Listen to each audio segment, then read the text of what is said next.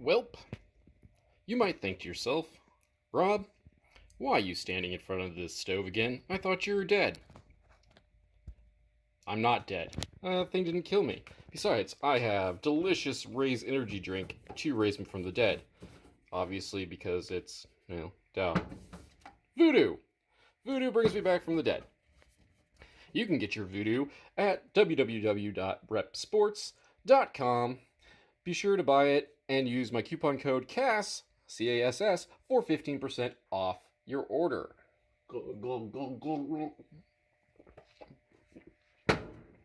Anyway, I'm actually here because throughout my adventures in the kitchen, I've noticed I haven't been very inclusive, dietarily speaking.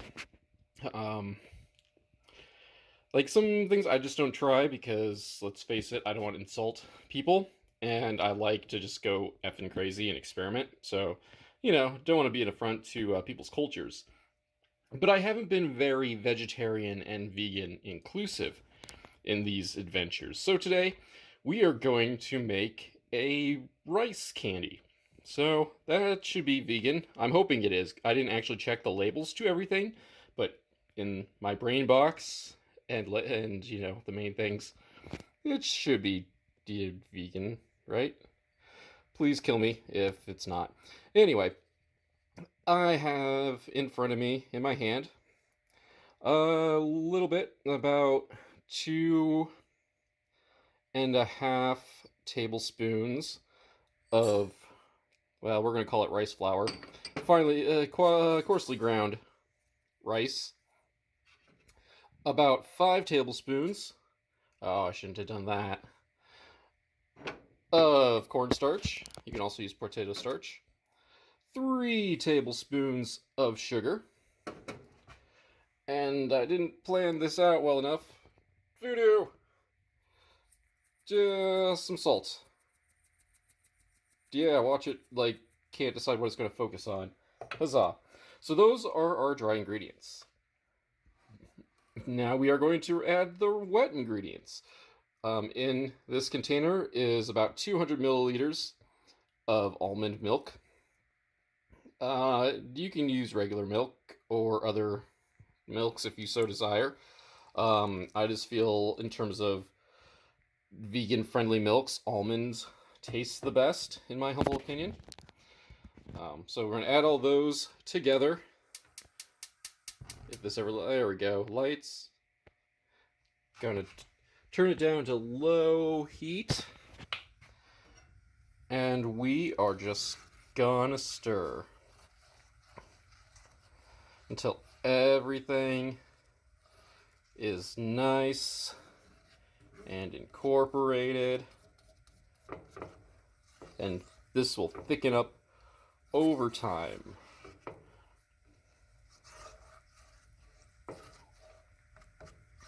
My main concern is how I'm doing it. I didn't buy rice flour. I made my own, so I'm kind of concerned about the texture. But, we'll just see how this goes. Hopefully, I got it chopped down fine enough in the food processor that you can do it. So, word of advice, if you're going to try to create your own rice flour, my humble recommendation is to use a mill instead of your food processor. Maybe a coffee grinder would work, but Dawn gets angry when I do things to her coffee grinder that isn't grind coffee.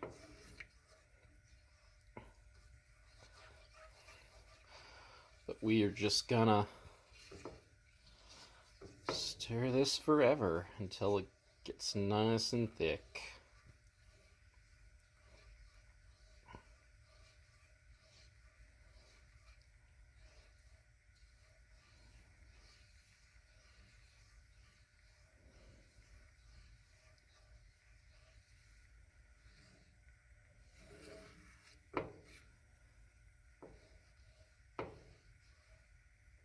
Oh, it's starting to get thick.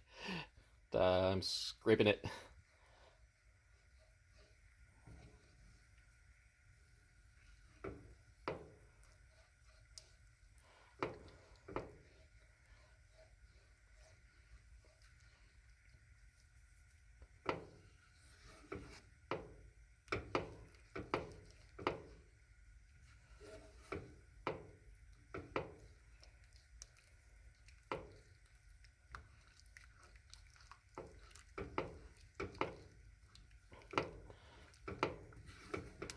And then out of nowhere, it just magic giant glob. Like everything else in Cass's kitchen, this is a total experiment. I have not done this prior.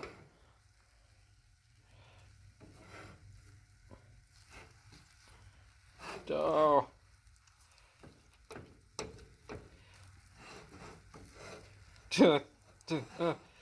My pan's not heavy enough and it's moving.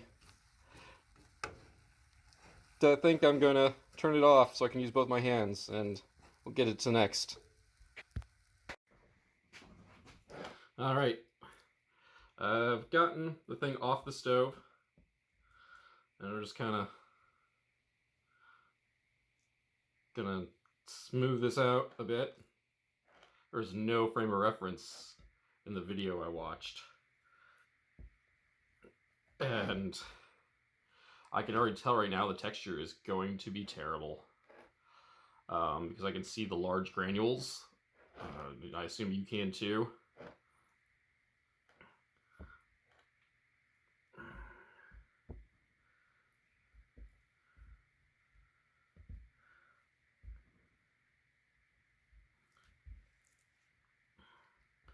But we're gonna kind of shape this up, try to even it out a bit before we cool it down.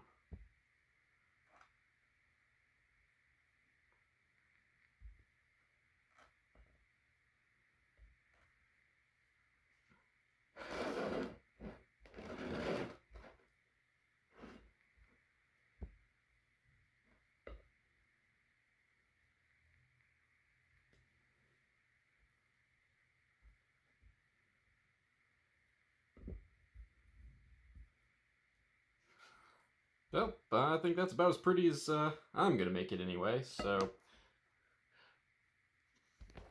hide it. My fancy coffee can hold up, so yeah, so here's what we got going on for us. You can see the less fine granules in there. We are just gonna smooth this out a little bit more, get some of the top layer chunks off of it. I hope this turns out all right. And let it cool, and we'll kind of add some extra flavorings to it or whatnot, and move on from there. So let's see what happens. Give it about a half hour in the fridge. All right, I have skipped my prep portion of this. So after about a half hour in the fridge to let it firm up a bit, I took it out and I cut it into, bite-sized slices here. The recipe-esque thing that I got, the idea from originally, recommended filling this up with cocoa powder. What I did instead was use espresso, so it should be fun. We are going to do the taste test now. So I'm trying one unflavored. Whether it'll stay unflavored, we'll just see how that goes. And then the other, of course, is the espresso. So we're going to flip it over here. Flip it over here, maybe. Flip it over here, brother Jack dude. Get a cat in the shot too. Cool. All right. So first is our unflavored part. So let's just see how this goes.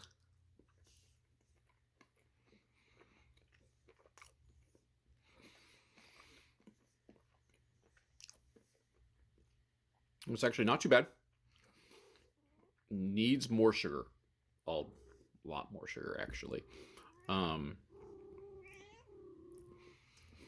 the texture is not great, which, as I said, as we were going through this, that was my biggest concern, was that the texture would be not great.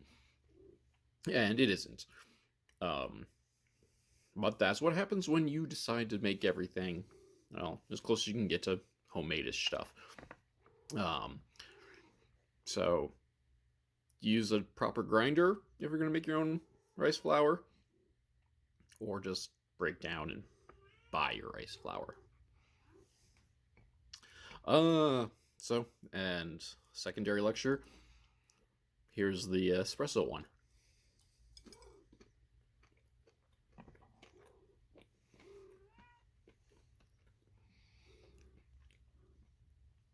It kind of tastes like it did before, only now it has espresso in it.